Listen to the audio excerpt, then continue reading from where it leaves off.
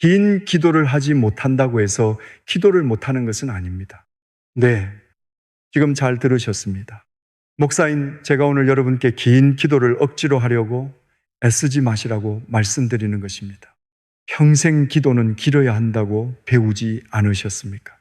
새벽 예배가 끝난 뒤에도 오래 남아 있어야 믿음이 좋은 것 같았고, 다른 사람 앞에서 막힘없이 기도해야 은혜로운 사람처럼 보이지 않았습니까? 그래서 무릎을 꿇기도 전에 마음부터 무거워집니다. 오늘은 무엇을 말해야 하나? 어제 했던 말을 또 해도 되나? 성경 말씀도 몇 구절 넣어야 하지 않을까? 감사부터 해야 하나? 회개부터 해야 하나? 이런 생각이 머릿속을 가득 채우면 정작 하나님께 드려야 할 진심은 뒤로 밀려나고 맙니다. 성도 여러분, 기도는 하나님 앞에서 치르는 말하기 시험이 아닙니다. 예수님께서 마태복음 6장 7절에서 말씀하셨습니다. 또 기도할 때에 이방인과 같이 중언부언하지 말라. 그들은 말을 많이 하여야 들으실 줄 생각하느니라. 말이 많아야 들으신다는 생각을 내려놓으라는 것입니다. 문장이 길어야 마음이 깊은 것도 아닙니다. 목소리가 커야 믿음이 큰 것도 아닙니다. 하나님은 우리가 몇 분 동안 기도했는지를 재시는 분이 아니십니다. 그분은 우리의 중심을 보십니다. 그리고 바로 다음 절에서 예수님은 이렇게 말씀하십니다. 그러므로 그들을 본받지 말라 구하기 전에 너희에게 있어야 할 것을 하나님 너희 아버지께서 아시느니라. 우리가 설명하기 전에 아십니다. 눈물을 흘리기 전에도 아시고 입술이 떨려 한마디도 나오지 않을 때에도 이미 알고 계십니다. 그런데 우리는 왜 기도합니까? 하나님께 새로운 정보를 알려드리기 위해서가 아닙니다. 기도는 멀어진 마음이 하나님께 돌아가는 길입니다. 기도는 문제를 설명하는 시간이기 전에 하나님 앞에 서는 시간입니다. 말이 끊겨도 괜찮습니다. 침묵이 길어져도 괜찮습니다. 아버지 앞에 머물러 있는 것, 그것도 기도입니다. 지난 겨울의 일입니다. 70살 된 권사님 한 분이 밤늦게 병원 중환자실 앞에 앉아 계셨습니다. 남편 장로님이 갑자기 의식을 잃고 쓰러지셨기 때문입니다. 저녁 식사를 마치고 물 한 잔을 드시려던 순간이었습니다.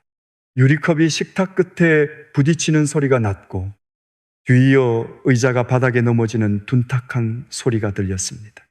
권사님은 맨발로 거실을 뛰어갔습니다. 발바닥에 닿는 장판이 유난히 차가웠다고 합니다.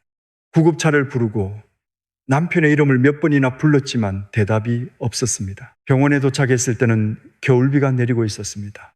중환자실 복도 창문에 빗방울이 가늘게 부딪혔습니다. 자동 판매기 안쪽에서 웅웅거리는 진동음이 들렸고 의료진의 고무미 창이 바닥을 스치는 소리가 끊임없이 지나갔습니다. 권사님은 차가운 철제 의자에 앉았습니다. 평생 새벽 기도를 빠지지 않으셨던 분입니다. 교회 행사 때마다 대표 기도를 맡으셨고 다른 성도들은 권사님의 기도를 들으면 마음이 뜨거워진다고 말했습니다. 그런데 그날은 아무 말도 나오지 않았습니다. 하나님 아버지, 지금 저희 남편이 중환자실에 들어갔습니다. 주님께서 평생 저희 가정을 지켜주셨고 지금까지 인도해 주셨으니 이제도 함께 해주시고 그렇게 시작하려 했습니다. 하지만 입술만 떨렸습니다. 머릿속이 하얘졌습니다. 기도문처럼 잘 정리된 말은 하나도 떠오르지 않았습니다. 두 손을 모았지만 손가락 사이로 식은땀이 흘렀습니다. 벽에 붙은 시계 초침 소리만 이상할 만큼 크게 들렸습니다. 그런데 그 순간이었습니다. 권사님의 입에서 아주 짧은 말이 흘러나왔습니다. 하나님, 도와주세요. 그게 전부였습니다. 권사님은 같은 말을 다시 했습니다. 하나님, 도와주세요. 한 번 더 했습니다. 하나님, 도와주세요. 설명도 없었습니다. 조건도 없었습니다. 남편을 반드시 살려달라고 약속을 요구하지도 않았습니다. 그저 자기 힘으로는 아무것도 할 수 없다는 사실을 하나님 앞에 내려놓았습니다. 그러자 상황이 갑자기 바뀐 것은 아니었습니다. 중환자실 문은 그대로 닫혀 있었고 의사는 아직 나오지 않았습니다. 빗소리도 멈추지 않았습니다. 그런데 권사님의 마음이 조금씩 달라졌습니다. 두려움이 완전히 사라진 것은 아니었습니다. 그래도 두려움 한가운데 다른 생각 하나가 들어왔습니다. 내가 혼자가 아니구나. 저 문 안에도 하나님이 계시는구나. 결과가 어떠하든 하나님이 남편의 손을 놓지 않으시겠구나. 그 확신이 권사님을 붙들었습니다. 2시간이 지나 의사가 나왔습니다. 위험한 고비는 넘겼지만 며칠 더 지켜보아야 한다고 했습니다. 권사님은 의사의 설명을 들으며 고개를 끄덕였습니다. 예전 같으면 앞으로 일어날 모든 일을 미리 걱정했을 것입니다. 그런데 그날은 달랐습니다. 하나님, 도와주세요. 그 짧은 기도가 한 걸음씩 견디게 했습니다. 남편 장로님은 치료를 받으며 천천히 의식을 회복했습니다. 그러나 권사님이 가장 크게 감사한 것은 병이 나았다는 결과만이 아니었습니다. 아무 말도 할 수 없던 그 밤에도 하나님과의 길이 끊어지지 않았다는 사실이었습니다. 나중에 권사님은 이렇게 고백하셨습니다. 목사님, 저는 평생 기도를 길게 해야 하나님께 닿는 줄 알았습니다. 그런데 그날은 한 문장도 제대로 말하지 못했어요. 하나님, 도와주세요.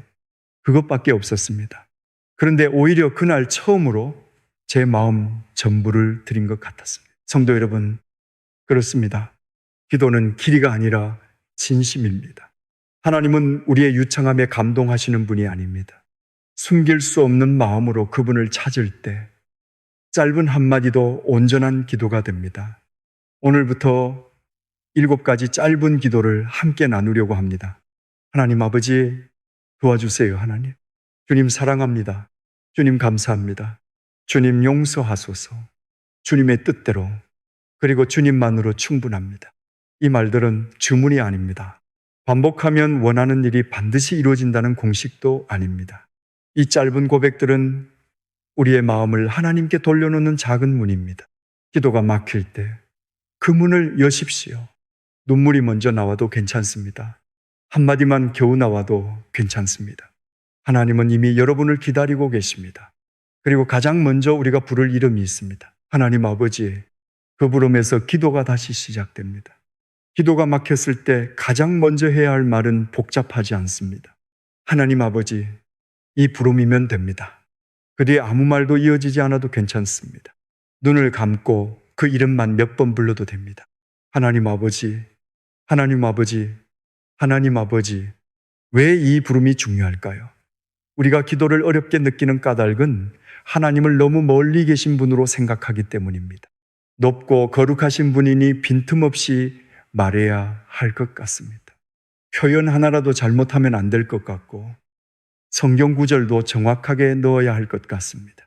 다른 사람 앞에서 기도할 때는 그 부담이 더 커집니다. 혹시 목소리가 떨리지는 않을까? 같은 말을 반복하면 사람들이 이상하게 생각하지 않을까? 저 권사님처럼 은혜롭게 말하지 못하면 믿음이 없는 사람으로 보이지 않을까? 그러나 성도 여러분, 기도의 출발점은 말솜씨가 아닙니다. 관계입니다. 로마서 8장 15절은 이렇게 말씀합니다. 너희는 다시 무서워하는 종의 영을 받지 아니하고 양자의 영을 받았으므로 우리가 아빠 아버지라고 부르짖느니라. 종은 주인의 눈치를 봅니다. 허락받지 않으면 가까이 갈 수 없습니다. 작은 잘못 하나에도 쫓겨날까 두려워합니다. 그러나 자녀는 다릅니다.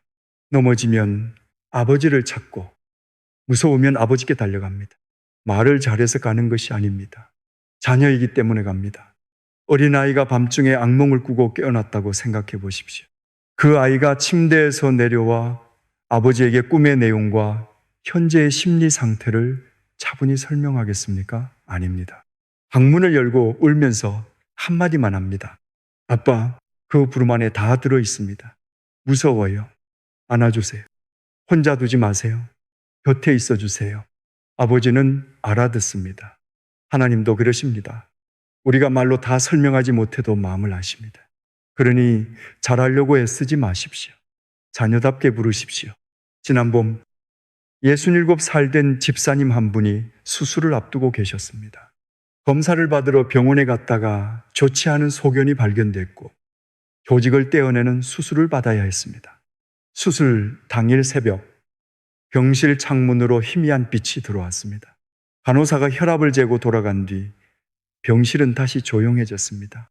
복도에서는 약품 카트 바퀴가 덜컹거리며 지나갔고 소독약 냄새가 코끝에 남아 있었습니다. 집사님은 손목에 채워진 환자 이름표를 만지작거렸습니다. 얇은 플라스틱이 손등에 닿을 때마다 손이 떨렸습니다. 기도해야 한다는 생각은 들었습니다. 그런데 무엇을 말해야 할지 떠오르지 않았습니다. 수술이 잘 되게 해달라고 해야 할지, 나쁜 결과가 나오지 않게 해달라고 해야 할지, 가족을 지켜달라고 해야 할지 마음이 뒤엉켰습니다. 그때 집사님은 아주 천천히 불렀습니다. 하나님 아버지, 한번 부르고 입을 다물었습니다. 눈물이 흘렀습니다. 다시 불렀습니다. 하나님 아버지, 그 순간 마음속에 이런 생각이 들었다고 합니다. 내가 환자가 되기 전에 하나님의 자녀였구나. 검사 결과가 무엇이든 나는 버려진 사람이 아니구나. 아버지께서 여기 계시는구나. 수술 결과가 어떻게 될 것이라는 음성이 들린 것도 아니었습니다. 두려움이 한순간에 완전히 없어진 것도 아닙니다. 그러나 혼자 수술실로 들어가는 것이 아니라는 확신이 생겼습니다. 그것이면 충분했습니다. 수술을 마친 뒤 집사님은 회복실에서 눈을 떴습니다. 천장의 형광등이 흐릿하게 보였고 입안은 바싹 말라 있었습니다. 의사가 조직검사 결과는 며칠 뒤에 나온다고 말했습니다. 기다림은 계속되었습니다. 하지만 집사님은 기다리는 동안에도 같은 기도를 드렸습니다. 하나님 아버지, 좋은 결과를 주셔야만 아버지가 아니라 결과를 기다리는 지금도 나의 아버지이십니다. 검사 결과는 다행히 치료가 가능한 단계였습니다. 집사님은 치료를 이어갔습니다. 몸은 힘들었지만 마음에는 이전과 다른 평안이 있었습니다. 여러분, 하나님 아버지라는 기도는 문제를 즉시 없애는 주문이 아닙니다. 문제 속에서 내가 누구인지를 다시 기억하게 하는 고백입니다. 나는 고아가 아닙니다. 혼자 버려진 사람이 아닙니다. 나는 하나님의 자녀입니다. 기도가 막히십니까? 먼저 아버지를 부르십시오. 잘 설명하지 못해도 괜찮습니다. 하나님 아버지, 그 부름으로 충분합니다. 그리고 두 번째 기도가 있습니다. 도와주세요. 하나님, 우리는 이 말을 쉽게 하지 못합니다. 도움을 구하면 약한 사람이 되는 것 같기 때문입니다. 평생 가족을 책임지고 살아온 분일수록 더 그렇습니다. 내가 참아야지. 내가 해결해야지. 자식들에게 짐이 되면 안 되지. 그렇게 버티다가 마음이 무너집니다. 그러나 하나님께 도움을 구하는 것은 나약함이 아닙니다. 믿음입니다. 시편 50편 15절은 말씀합니다. 환난 날에 나를 부르라. 내가 너를 건지리니 네가 나를 영화롭게 하리로다. 하나님은 혼자 견디라고 말씀하지 않으셨습니다. 모든 방법을 다 써보고 마지막에 찾아오라고 하지도 않으셨습니다. 환난 날에 나를 부르라고 하셨습니다. 하나님은 마지막 수단이 아니십니다. 첫 번째 피난처이십니다. 69살 된 권사님에게 40살 된 딸이 있었습니다. 딸은 직장 문제와 이혼의 상처를 한꺼번에 겪으며 마음이 거칠어졌습니다. 어머니가 무슨 말을 해도 잔소리로 받아들였고 전화를 걸어도 받지 않는 날이 많았습니다. 어느 겨울 저녁이었습니다. 권사님은 딸이 좋아하던 소고기 묵국을 끓여놓고 기다렸습니다. 국에서는 김이 올랐지만 딸은 오지 않았습니다. 식탁 위 휴대전화가 한 번씩 진동할 때마다 권사님은 급히 화면을 확인했습니다. 광고 문자뿐이었습니다.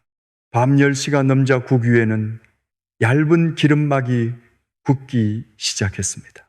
주방 창문 틈으로 찬바람이 들어왔고 벽시계 초침 소리만 방 안을 채웠습니다. 권사님은 식탁 의자에 앉아 기도하려 했습니다. 하나님, 우리 딸이 지금 너무 힘든데 마음을 돌이켜 주시고 좋은 사람을 만나게 해주시고 직장도 다시 구하게 해주시고 그런데 말이 이어지지 않았습니다. 무엇을 먼저 구해야 할지 몰랐습니다. 딸이 불쌍하면서도 서운했고 걱정하면서도 화가 났습니다. 권사님은 두 손으로 얼굴을 감쌌습니다. 도와주세요, 하나님. 그 말만 나왔습니다. 딸을 도와주세요. 저도 도와주세요. 내가 딸을 사랑하면서도 상처 주지 않도록 도와주세요. 기다릴 수 있도록 도와주세요. 처음에는 그 뒤의 말도 나오지 않았습니다. 그저 도와주세요. 하나님이라는 고백만 반복했습니다. 사흘 뒤 딸에게 전화가 왔습니다. 모든 문제가 해결됐다는 전화가 아니었습니다. 딸은 울면서 말했습니다. 엄마, 나 지금 너무 힘들어. 권사님은 충고부터 하지 않았습니다. 왜 진작 전화하지 않았느냐고 묻지도 않았습니다. 그저 말했습니다. 그래, 엄마가 들을게. 그날 두 사람은 오래 이야기했습니다. 관계가 단번에 완전히 회복된 것은 아니었습니다. 딸은 상담을 받기 시작했고 새 일자리를 알아보았습니다. 권사님도 딸의 인생을 대신 해결하려는 마음을 내려놓는 연습을 했습니다. 하나님께서는 먼저 상황보다 권사님의 마음을 도우셨습니다. 조급함을 누그러뜨리셨고 말하기보다 듣게 하셨습니다. 딸을 끌고 가려 하기보다 곁에 머물게 하셨습니다. 그날 이후로 두 사람 사이에는 조금씩 길이 생겼습니다. 성도 여러분, 도움은 우리가 정한 모양으로만 오지 않습니다. 닫힌 문이 즉시 열릴 수도 있습니다. 그러나 때로는 그 문 앞에서 견딜 힘을 주십니다. 상대를 바꾸시기 전에 내 마음을 바꾸시고 문제를 없애시기 전에 그 문제를 대하는 태도를 새롭게 하십니다. 그래도 응답입니다. 오늘 아침 눈을 뜰 때 도와주세요. 하나님이라고 기도해 보십시오. 병원에 들었을 때도 그렇게 하십시오. 자녀에게 전화를 걸기 전에도, 중요한 말을 꺼내기 전에도, 밤에 걱정이 밀려올 때도 부르십시오. 도와주세요, 하나님. 길게 설명하지 못해도 괜찮습니다. 하나님은 이미 아십니다. 그리고 도움을 구하는 자녀의 손을 외면하지 않으십니다. 세 번째 기도는 주님 사랑합니다입니다. 이 기도는 무엇을 얻기 위한 말이 아닙니다. 문제를 해결해 달라는 부탁도 아니고 원하는 길을 열어달라는 요청도 아닙니다. 그저 하나님께 마음을 드리는 고백입니다. 그런데 우리는 하나님께 사랑한다고 얼마나 자주 말씀드립니까? 기도를 시작하면 필요한 것부터 떠오릅니다. 자녀를 지켜달라고 하고 건강을 붙들어 달라고 합니다. 경제적인 어려움을 해결해 달라고 간구합니다. 그것이 잘못이라는 뜻은 아닙니다.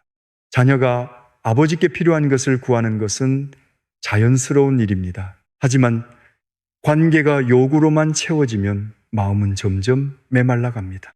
요한복음 21장을 보면 부활하신 예수님께서 베드로를 찾아오십니다. 베드로는 예수님을 3번이나 부인했습니다. 달기 울던 그 밤의 기억이 마음에 남아 있었습니다. 다시 주님을 뵈었지만 고개를 들기 어려웠을 것입니다. 예수님은 베드로에게 물으셨습니다. 네가 나를 사랑하느냐? 얼마나 열심히 일할 것이냐고 묻지 않으셨습니다. 다시는 실패하지 않을 자신이 있느냐고도 하지 않으셨습니다. 사람을 얼마나 많이 데려올 수 있느냐고 묻지 않으셨습니다. 사랑을 물으셨습니다. 신명기 6장 5절은 말씀합니다. 너는 마음을 다하고 뜻을 다하고 힘을 다하여 내 하나님 여호와를 사랑하라. 하나님께서 우리에게 가장 먼저 원하시는 것은 사랑입니다. 완벽한 성과가 아닙니다. 흠없는 봉사도 아닙니다. 하나님을 향한 마음입니다. 69살 된 장로님 한 분이 계셨습니다. 신앙생활을 시작한 지 50년이 넘었습니다. 주일 예배를 빠진 적이 거의 없었고 교회 재정도 오랫동안 맡아 섬기셨습니다.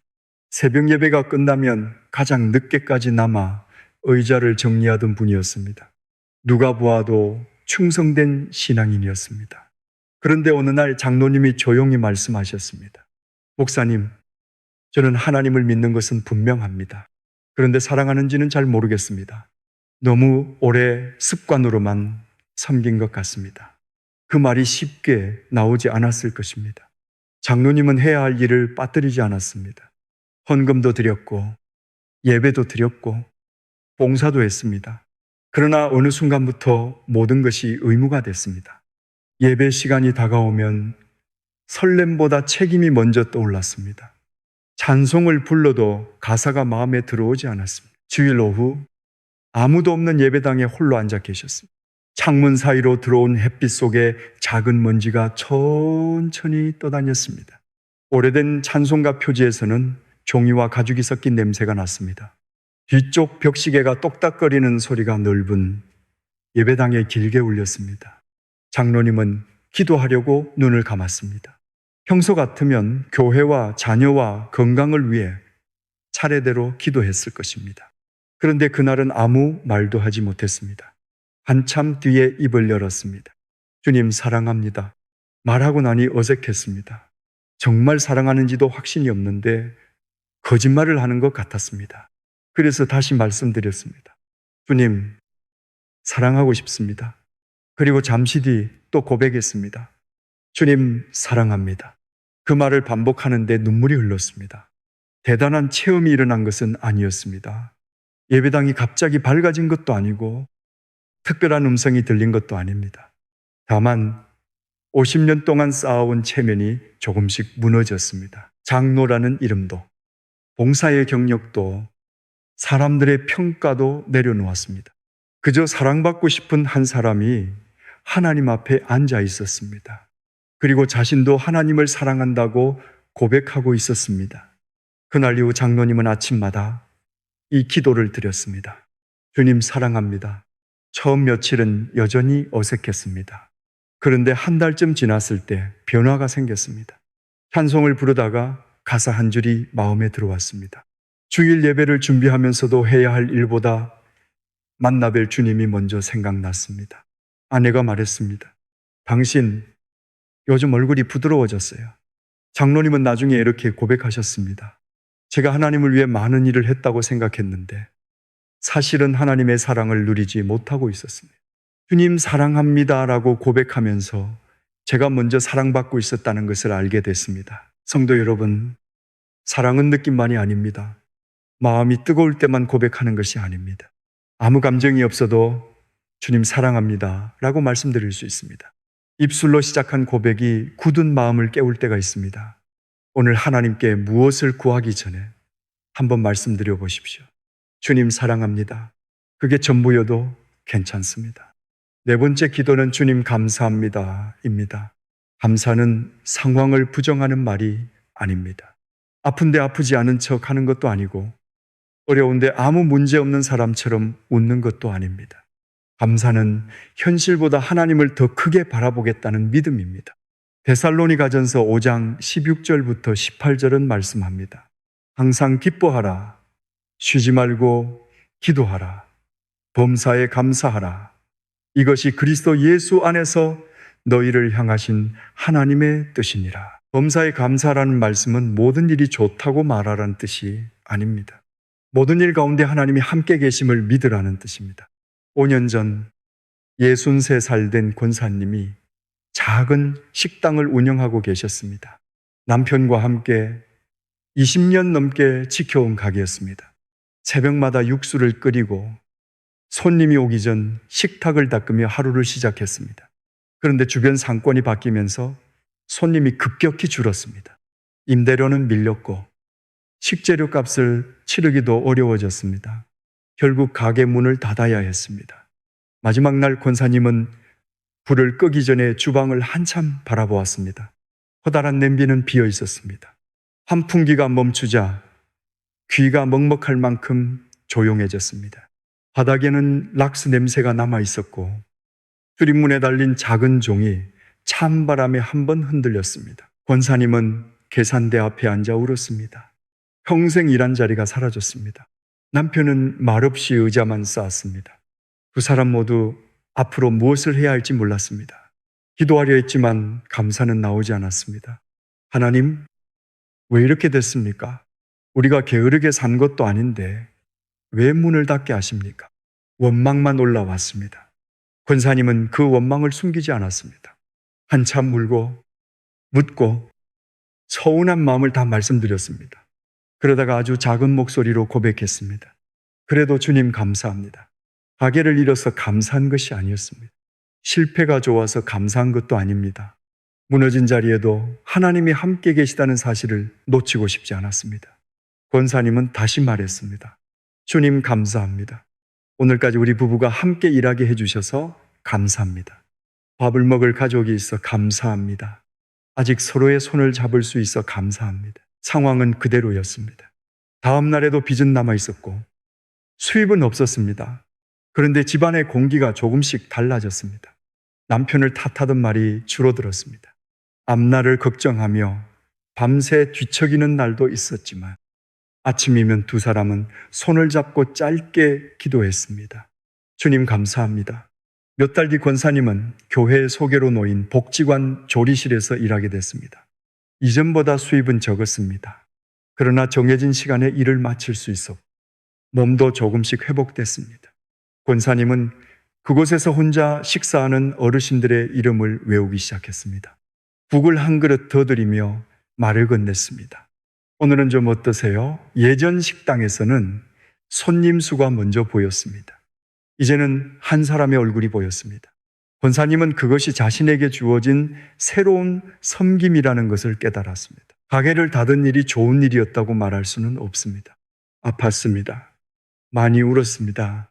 그래도 그 아픔이 인생의 끝은 아니었습니다. 하나님은 닫힌 가게 문 밖에서도 함께 계셨습니다. 권사님은 이렇게 말씀하셨습니다. 감사 기도를 드렸더니 형편이 금방 좋아진 것은 아니었어요.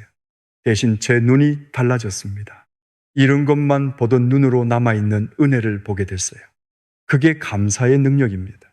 감사는 하나님을 움직이는 기술이 아닙니다. 우리의 시선을 하나님께 돌려놓는 믿음입니다. 오늘 감사할 마음이 생기지 않습니까? 괜찮습니다. 먼저 입술로 말씀드리십시오. 주님 감사합니다. 눈물이 나도 그렇게 하십시오. 이해되지 않아도 고백하십시오. 감사할 이유를 억지로 만들어낼 필요는 없습니다. 지금도 나를 놓지 않으시는 하나님 때문에 감사하면 됩니다. 주님 사랑합니다. 주님 감사합니다. 이 두 고백이 욕으로 굳어진 기도를 다시 관계로 바꾸어 놓습니다. 하나님께 무엇을 받기 전에 이미 받은 사랑을 깨닫게 합니다. 다섯 번째 기도는 주님 용서하소서입니다. 이 기도 앞에서 마음이 무거워지는 분이 계실 것입니다. 하나님 아버지라고 부르는 것은 할 수 있고 도와달라고 말하는 것도 할 수 있는데 용서해달라는 말은 쉽게 나오지 않습니다. 왜 그렇습니까? 내가 무엇을 잘못했는지 알고 있기 때문입니다. 같은 실수를 다시 했다는 사실이 부끄럽기 때문입니다. 지난번에도 회개했는데 또 넘어졌으니 이제는 하나님도 지치셨을 것 같기 때문입니다. 그래서 하나님께 더 가까이 가야 할 때 오히려 멀리 도망칩니다. 성경책을 펼치기가 두렵습니다. 찬송을 불러도 마음 한쪽이 불편합니다.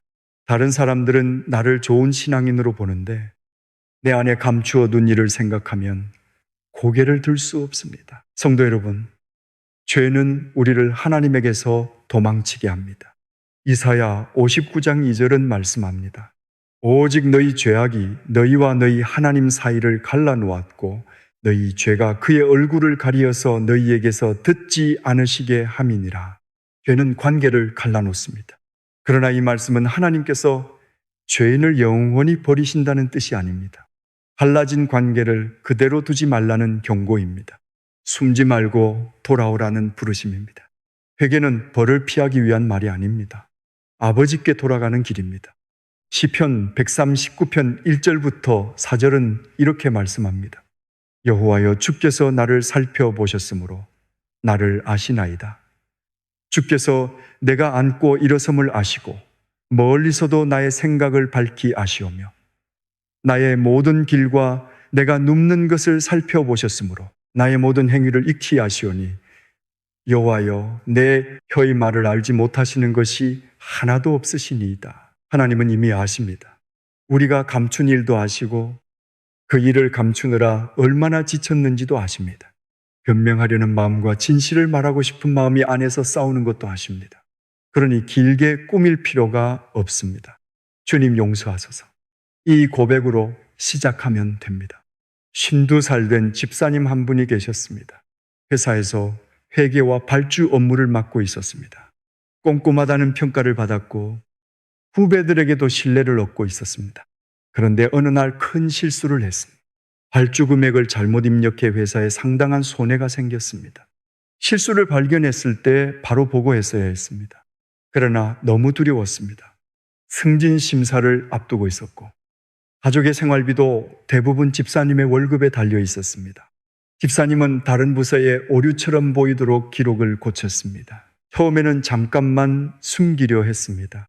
해결할 방법을 찾으면 다시 바로잡을 생각이었습니다. 그런데 하루가 지나고 일주일이 지나면서 거짓말이 하나씩 더 붙었습니다. 회사에서는 원인을 찾기 위한 조사가 시작됐습니다. 상사가 물을 때마다 집사님은 모른다고 대답했습니다. 후배 직원 한 사람이 실수를 의심받았습니다. 그 후배는 억울하다고 말했지만 아무도 확신하지 못했습니다. 집사님은 아무 말도 하지 못했습니다. 주일에는 평소처럼 예배를 드렸습니다. 찬송도 불렀고 봉사도 했습니다. 사람들은 집사님에게 수고한다고 인사했습니다. 그런데 예배가 끝날 때마다 마음은 더 무거워졌습니다. 기도하려고 눈을 감으면 후배의 얼굴이 떠올랐습니다. 하나님께 용서를 구하고 싶었습니다. 하지만 이렇게 기도하면 될 것 같았습니다. 하나님, 제가 잘못하기는 했지만 당시에는 어쩔 수 없었습니다. 가족을 생각해야 했고 회사도 결국 큰 문제 없이 지나갈 수 있었고 변명이 먼저 나왔습니다. 그러던 어느 늦가을 밤이었습니다. 가족들이 모두 잠든 뒤 집사님은 거실에 혼자 앉아 있었습니다. 냉장고 모터 돌아가는 소리가 낮게 울렸습니다. 바닥은 차가웠고 창문 틈으로 들어온 바람이 발목을 스쳤습니다. 휴대전화 화면에는 후배가 보낸 메시지가 떠 있었습니다. 집사님, 혹시 제가 무엇을 잘못했는지 아시는 것이 있으면 말씀해 주세요. 요즘 너무 무섭습니다. 집사님은 그 메시지를 며칠째 열어보지 못하고 있었습니다. 알림 표시만 남아 있었습니다. 그날은 손가락을 떨며 메시지를 열었습니다. 짧은 문장을 읽는 순간 더는 견딜 수 없었습니다. 집사님은 소파에서 내려와 차가운 바닥에 무릎을 꿇었습니다. 말이 나오지 않았습니다. 한참 동안 울기만 했습니다. 얼굴을 들 수도 없었습니다. 얼마나 시간이 지났는지 모릅니다. 냉장고 소리가 멈췄다가 다시 시작됐고 거실 벽에 걸린 시계가 새벽 2시를 알렸습니다. 그때 겨우 한마디가 나왔습니다. 주님 용서하소서. 다시 말했습니다. 주님 용서하소서. 제가 잘못했습니다. 그 순간 문제가 사라진 것은 아니었습니다. 회사의 손해도 그대로였고 거짓말의 결과도 남아 있었습니다. 하나님께 용서를 구했다고 해서 책임까지 없어지는 것은 아니었습니다. 그런데 마음속에서 분명한 생각이 떠올랐습니다. 내일 말해야 한다. 집사님은 다음 날 아침 일찍 회사에 갔습니다. 창문 블라인드 사이로 희미한 아침빛이 들어왔습니다. 아무도 오지 않은 사무실에서 손바닥에 땀이 배도록 기다렸습니다. 상사가 출근하자 집사님은 문을 두드렸습니다. 제가 말씀드릴 것이 있습니다. 그리고 모든 사실을 고백했습니다. 자신이 실수했고 기록을 바꾸었으며 후배가 의심받는 것을 알면서도 침묵했다고 말했습니다. 상사는 오랫동안 아무 말도 하지 않았습니다. 집사님은 징계를 받았습니다. 승진 대상에서도 제외됐고 손해의 일부를 책임져야 했습니다. 쉬운 결과는 아니었습니다. 그러나 그날 집사님은 몇 달 만에 처음으로 숨을 깊이 쉴 수 있었습니다. 후배에게도 찾아갔습니다. 미안합니다. 제 잘못인데 당신이 의심받게 했습니다. 용서해 주세요. 후배는 바로 대답하지 못했습니다. 눈에 눈물이 맺혔습니다. 관계가 그 자리에서 완전히 회복된 것도 아니었습니다. 신뢰가 다시 쌓이는 데에는 시간이 필요했습니다. 그래도 집사님은 도망치지 않았습니다. 몇 달 동안 자신의 책임을 감당했습니다. 후배가 맡았던 어려운 업무를 함께 처리했고 회사의 손해를 줄이기 위해 늦게까지 남았습니다. 말로만 미안하다고 하지 않았습니다. 삶으로 회개의 열매를 보였습니다. 그날 이후 조금씩 관계가 회복됐습니다. 집사님은 나중에 이렇게 고백했습니다. 하나님께 용서받는다는 것은 없던 일로 만들어달라는 뜻이 아니었습니다. 진실을 말할 용기를 얻는 것이었어요. 책임을 피하지 않고 다시 바른 길로 걸어갈 힘을 받는 것이었습니다. 요한일서 1장 9절은 말씀합니다. 만일 우리가 우리 죄를 자백하면 그는 미쁘시고 의로우사 우리 죄를 사하시며 우리를 모든 불의에서 깨끗하게 하실 것이요. 하나님은 용서하십니다. 그러나 용서는 우리를 거짓말 속에 그대로 머물게 하지 않습니다. 깨끗하게 하십니다. 숨긴 것을 드러내게 하시고 상처 입힌 사람에게 사과하게 하십니다. 갚아야 할 것이 있다면 갚게 하시고 끊어야 할 것이 있다면 끊게 하십니다. 그 과정은 아플 수 있습니다. 그래도 괜찮습니다. 하나님께서 함께 걸으십니다. 죄를 감추며 혼자 떨던 자리보다 진실을 말하며 하나님과 걷는 길이 훨씬 자유롭습니다. 오늘 마음에 떠오르는 일이 있습니까? 오래전에 일어난 일이라도 괜찮습니다. 같은 죄를 다시 지었다 해도 돌아오십시오. 부끄러워서 얼굴을 들 수 없다면 얼굴을 들지 못한 채로 기도하십시오. 주님 용서하소서. 그게 전부여도 됩니다. 그리고 하나님께서 보여주시는 다음 걸음을 피하지 마십시오. 사과해야 한다면 사과하십시오. 돌려주어야 한다면 돌려주십시오.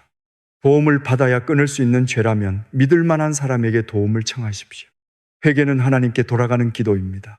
그 길의 끝에는 정죄가 아니라 회복이 있습니다. 6번째 기도는 주님의 뜻대로입니다. 이 기도는 짧지만 쉽지 않습니다. 도와달라는 말보다 어렵고 감사한다는 고백보다 더 깊은 내려놓음이 필요합니다. 왜 그렇습니까? 내가 원하는 결과를 포기해야 할 것처럼 느껴지기 때문입니다. 우리는 기도하면서 마음속에 이미 답을 정해놓을 때가 많습니다. 자녀는 반드시 이 길로 가야 하고, 병은 내가 원하는 시기에 나아야 하며, 사업은 이 방법으로 풀려야 한다고 생각합니다. 하나님께 묻는다고 말하지만 사실은 내가 만든 결론에 서명해달라고 요구할 때가 있습니다. 성도 여러분, 하나님께 솔직한 소원을 말씀드리는 것은 잘못이 아닙니다. 예수님도 그러셨습니다. 마태복음 26장 39절은 말씀합니다. 조금 나아가사 얼굴을 땅에 대시고 엎드려 기도하여 이르시되 내 아버지여 만일 할 만하시거든 이 잔을 내게서 지나가게 하옵소서. 그러나 나의 원대로 마시옵고 아버지의 원대로 하옵소서 하시고, 예수님은 고통이 두렵지 않은 척하지 않으셨습니다. 십자가를 앞에 두고 괜찮다고 말씀하지 않으셨습니다. 이 잔을 지나가게 해달라고 간구하셨습니다. 마음을 다 말씀드리셨습니다. 그리고 마지막에 아버지의 뜻을 선택하셨습니다. 그러므로 주님의 뜻대로라는 기도는 아무 소원도 품지 말라는 뜻이 아닙니다. 원함을 숨기라는 말도 아닙니다. 하고 싶은 말을 다 드린 뒤에 내가 보지 못하는 길까지 하나님께 맡기는 것입니다. 64살 된 권사님에게 24살 된 아들이 있었습니다. 아들은 졸업을 앞두고 한 공기업에 들어가기를 원했습니다. 어릴 때부터 안정된 직장을 얻는 것이 목표였고, 권사님도 그 길이 가장 좋다고 믿었습니다. 새벽마다 회사 이름을 정확하게 말하며 합격하게 해달라고 기도했습니다. 아들은 첫 시험에서 떨어졌습니다. 다시 준비했습니다. 하루 10시간씩 책상에 앉았습니다. 권사님은 간식을 방 앞에 놓아주고 조용히 돌아섰습니다. 늦은 밤이면 방문 아래로 새어나오는 불빛을 보며 혼자 기도했습니다. 2번째 시험에서도 불합격했습니다. 아들은 말수가 줄었습니다. 식탁에 앉아 숟가락으로 밥알만 건드렸습니다. 권사님은 괜찮다고 위로하면서도 속으로는 조급했습니다. 이번에는 반드시 되어야 한다고 생각했습니다. 3번째 시험날 아침이었습니다. 권사님은 현관에서 아들의 구두끈을 내려다보았습니다. 검은 구두 앞코에는 전날 내린 비의 얼룩이 남아 있었습니다. 엘리베이터 문이 닫히기 전 아들은 애써 웃으며 말했습니다. 엄마, 이번에는 될 거야. 하지만 결과는 또 불합격이었습니다. 그날 저녁 아들의 방은 어두웠습니다. 책상 위 스탠드만 켜져 있었고 찢어진 수험표가 쓰레기통 옆에 떨어져 있었습니다. 권사님은 방문 앞에 한참 서 있었습니다. 안으로 들어가 무슨 말을 해야 할지 몰랐습니다. 괜찮다고 하기에는 아들의 얼굴이 너무 지쳐 보였습니다.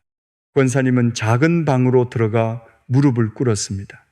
평소처럼 다음 시험에서는 꼭 합격하게 해달라고 기도하려 했습니다. 그런데 입이 떨어지지 않았습니다. 하나님, 왜 안 됩니까? 먼저 원망이 나왔습니다. 아들이 얼마나 했었는지 아시지 않느냐고 물었습니다. 남들보다 정직하게 살려고 했고 교회 일도 빠지지 않았는데 왜 길을 막으시느냐고 울었습니다. 하나님은 그 원망도 들으셨습니다. 한참을 울고 나니 방안이 조용해졌습니다. 창밖에서는 빗물이 배수관을 타고 떨어지는 소리가 났습니다.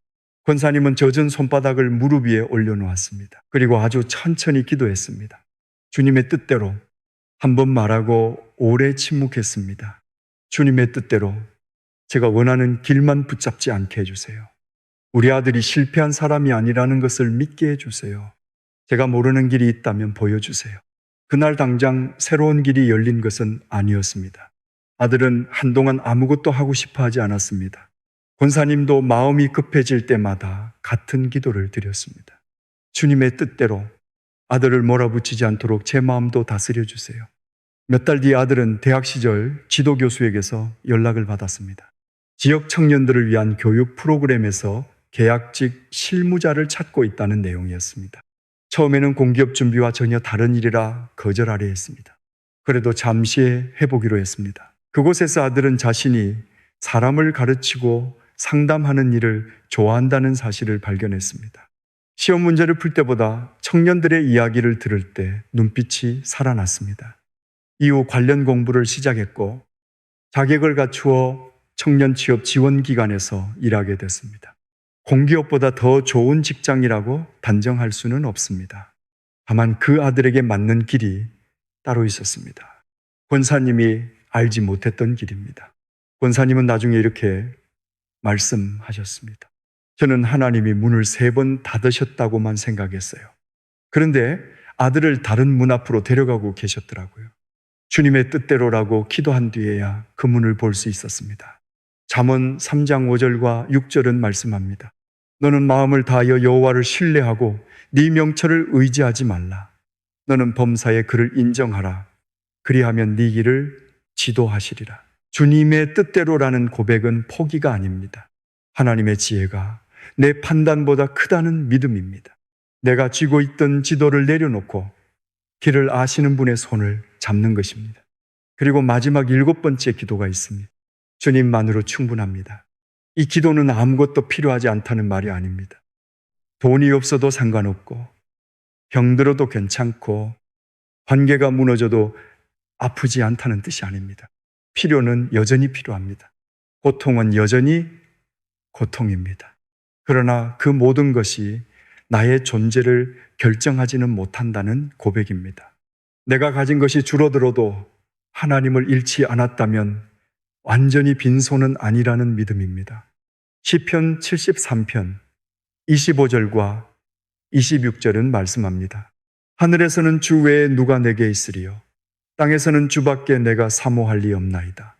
내 육체와 마음은 쇠약하나 하나님은 내 마음의 반석이시여 영원한 분기시시라. 58살 된 집사님 한 분이 사업 실패를 겪었습니다.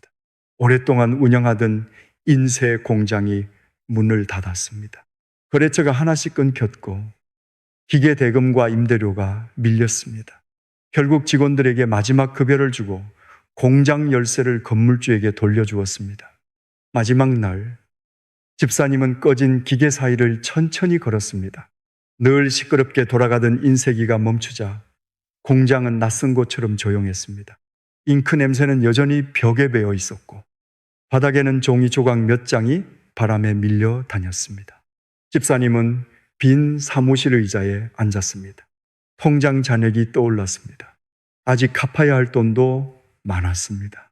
아내와 자녀에게 미안했습니다. 자신이 실패한 사람처럼 느껴졌습니다. 기도하려 했지만 감사도 나오지 않았습니다. 그저 한참 동안 하나님께 따졌습니다. 왜 이렇게까지 잃게 하셨느냐고 물었습니다. 평생 열심히 일한 것이 무엇이었느냐고 울었습니다. 그러다가 벽에 걸린 작은 십자가를 바라보았습니다. 집사님은 입술을 깨물며 말했습니다. 주님만으로 충분합니다. 처음에는 그 말이 진심처럼 느껴지지 않았습니다. 당장 돈도 필요했고 새 일자리도 필요했습니다. 충분하지 않은 것이 너무 많았습니다. 그래서 다시 고백했습니다. 주님, 아직 충분하다고 느껴지지 않습니다. 그래도 주님을 잃지 않았으니 다시 시작할 수 있다고 믿고 싶습니다. 주님만으로 충분합니다. 그게 전부였습니다. 그날 이후 빚이 갑자기 사라진 것은 아닙니다. 집사님은 작은 인쇄소에서 기술자로 다시 일하기 시작했습니다. 이전에는 사장이었지만 이제는 다른 사람의 지시를 받아야 했습니다. 처음에는 자존심이 아팠습니다. 그러나 집사님은 아침마다 출근하며 기도했습니다. 주님만으로 충분합니다. 오늘 제 이름보다 맡겨진 일을 정직하게 하게 해주세요. 생활은 검소해졌습니다. 가족 외식도 줄었고 오래 타던 차를 팔았습니다. 그런데 이상하게도 집안의 대화는 더 많아졌습니다. 예전에는 사업 이야기만 하던 아버지가 자녀의 말을 듣기 시작했습니다. 아내와 저녁을 먹고 동네를 걸었습니다. 집사님은 뒤늦게 깨달았습니다. 자신은 사업을 잃기 전에도 충분함을 모르고 살았습니다.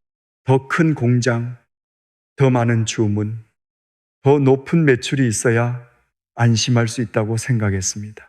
그러나 만족은 숫자가 만들어주는 것이 아니었습니다.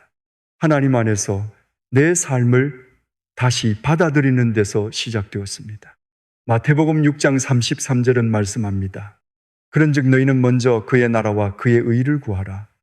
그리하면 이 모든 것을 너희에게 더하시리라. 이 말씀은 하나님을 먼저 구하면 원하는 재산을 반드시 얻게 된다는 약속이 아닙니다. 무엇이 가장 중요한지를 잃지 않게 하시는 말씀입니다. 성도 여러분, 지금 손에서 놓이지 않는 것이 있습니까? 반드시 이루어져야만 살 수 있을 것 같은 일이 있습니까? 그것을 숨기지 말고 하나님께 말씀드리십시오. 울어도 괜찮습니다. 원망이 섞여도 괜찮습니다. 그리고 마지막에 고백해 보십시오. 주님의 뜻대로, 주님만으로 충분합니다. 이 두 기도는 우리를 체념하게 하지 않습니다. 오히려 결과에 붙잡힌 마음을 자유롭게 합니다. 하나님이 함께 계시기에 오늘 다시 걸을 수 있다는 믿음을 줍니다. 성도 여러분, 오늘 우리는 7가지 짧은 기도를 함께 나누었습니다. 하나님 아버지, 도와주세요. 하나님, 주님 사랑합니다. 주님 감사합니다. 주님 용서하소서. 주님의 뜻대로, 주님만으로 충분합니다. 이 기도들을 한꺼번에 모두 길게 반복하라는 뜻은 아닙니다. 오늘 여러분의 마음에 가장 절실하게 닿는 한마디가 있을 것입니다. 그것 하나를 붙드십시오. 기도는 종교적인 기술이 아닙니다. 말을 잘하는 사람이 더 가까이 가고 표현이 서툰 사람은 멀리 남는 것이 아닙니다. 기도는 아버지께 돌아가는 일입니다. 자녀가 집으로 돌아오는데 훌륭한 문장을 준비할 필요가 있겠습니까? 문을 열고 들어가면 됩니다. 아침에 눈을 떴는데 이유 없이 마음이 무겁습니까? 하나님 아버지, 그렇게 하루를 시작하십시오. 이불을 걷어내기도 전에 한 번 부르십시오. 그날 해야 할 일이 산처럼 쌓여 있어도 먼저 아버지를 부르는 것입니다. 병원 검사실 앞에서 손이 떨립니까? 도와주세요, 하나님. 결과를 미리 정해놓고 하나님을 설득하려 하지 마십시오. 검사실 안에도 함께 들어가 달라고 구하십시오. 좋은 결과만이 아니라 어떤 결과를 만나더라도 무너지지 않도록 붙들어 달라고 기도하십시오. 식탁에 앉았는데 가족의 빈자리가 유난히 크게 보입니까? 주님 사랑합니다. 사랑할 힘이 남아있지 않을 때 먼저 하나님의 사랑 안에 머무십시오.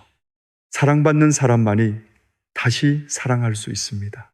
메마른 마음을 억지로 짜내지 마십시오. 주님께 사랑한다고 고백하며 그분의 사랑을 먼저 받으십시오. 뜻대로 되지 않은 하루를 마쳤습니까? 주님 감사합니다. 오늘의 모든 일이 좋았다는 뜻이 아닙니다. 눈물 날 일이 없었다는 말도 아닙니다. 그래도 오늘 하루 나를 놓지 않으신 하나님께 감사하는 것입니다.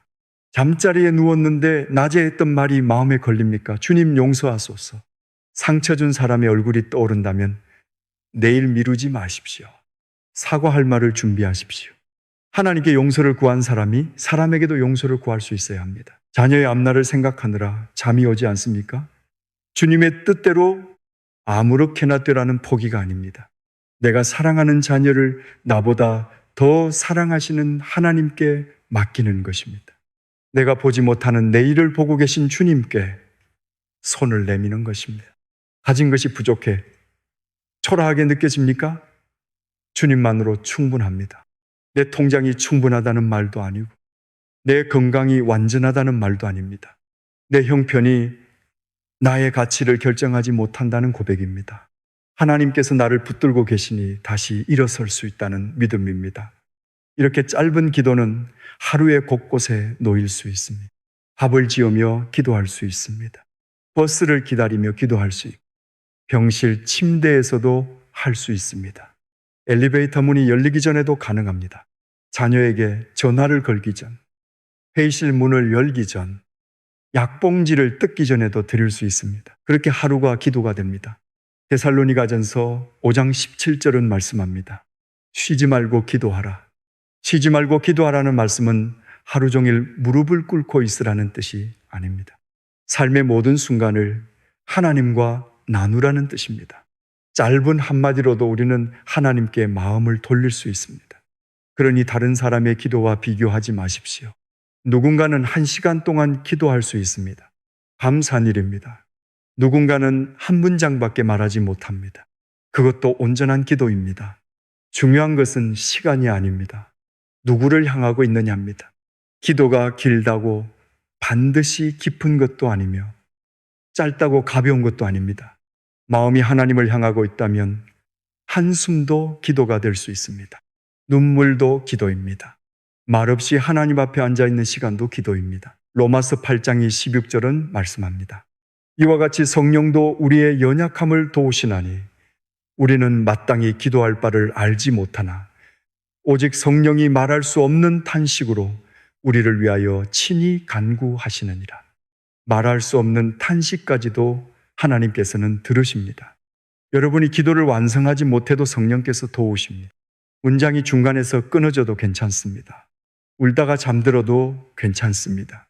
하나님은 서툰 자녀의 기도를 무시하지 않으십니다. 이제 함께 기도하겠습니다. 하나님 아버지, 오늘도 우리를 자녀로 불러주시니 감사합니다. 기도를 잘해야 사랑받는 것이 아니라 이미 사랑받는 자녀에게 주님을 부를 수 있음을 믿습니다. 도와주세요. 하나님, 우리 힘으로 해결하려고 붙들고 있던 모든 문제를 주님 앞에 내려놓습니다. 병든 몸을 붙들어 주시고 무너진 관계의 길을 열어주십시오. 결과를 바꾸시기 전에 우리의 마음을 붙들어 주십시오. 주님 사랑합니다. 의무로 굳어버린 신앙을 다시 사랑으로 깨워 주십시오. 입술로만 예배하지 않게 하시고 주님을 기뻐하며 살아가게 해 주십시오. 주님 감사합니다. 좋은 날뿐 아니라 눈물 나는 날에도 함께 계시는 주님을 바라보게 해 주십시오. 잃어버린 것만 세지 말게 하시고 지금도 남아있는 은혜를 발견하게 해 주십시오. 주님 용서하소서. 숨겨둔 죄를 정직하게 고백합니다. 변명하지 않게 하시고 사과할 용기와 책임질 믿음을 주십시오. 우리를 모든 불의에서 깨끗하게 해 주십시오. 주님의 뜻대로 우리가 원하는 길만 고집하지 않게 하십시오. 닫힌 문 앞에서 절망하지 말게 하시고 주님께서 열어두신 다른 길을 볼 수 있게 해 주십시오. 주님만으로 충분합니다. 형편이 흔들려도 믿음까지 흔들리지 않게 하십시오. 우리의 육체와 마음은 쇠약해질지라도 하나님께서 영원한 반석이심을 믿게 해 주십시오. 예수 그리스도의 이름으로 기도드립니다. 아멘. 오늘 나눈 7가지 기도 가운데 지금 여러분에게 가장 필요한 기도는 무엇입니까? 첫 번째부터 7번째까지 그 번호와 기도 한마디를 댓글에 남겨보십시오. 그것은 사람들에게 보이기 위한 글이 아니라 하나님 앞에 드리는 작은 믿음의 고백이 될 것입니다. 이 말씀을 기도가 막혀 힘들어하는 가족과 이웃에게도 나누어 주십시오. 좋아요를 눌러주시면 기도가 부담스러운 또 다른 분에게 이 말씀이 전해지는데 도움이 됩니다. 기억하십시오. 길게 말하지 못해도 괜찮습니다. 하나님은 이미 아십니다. 그리고 오늘도 여러분의 짧고 진실한 부름을 기다리고 계십니다.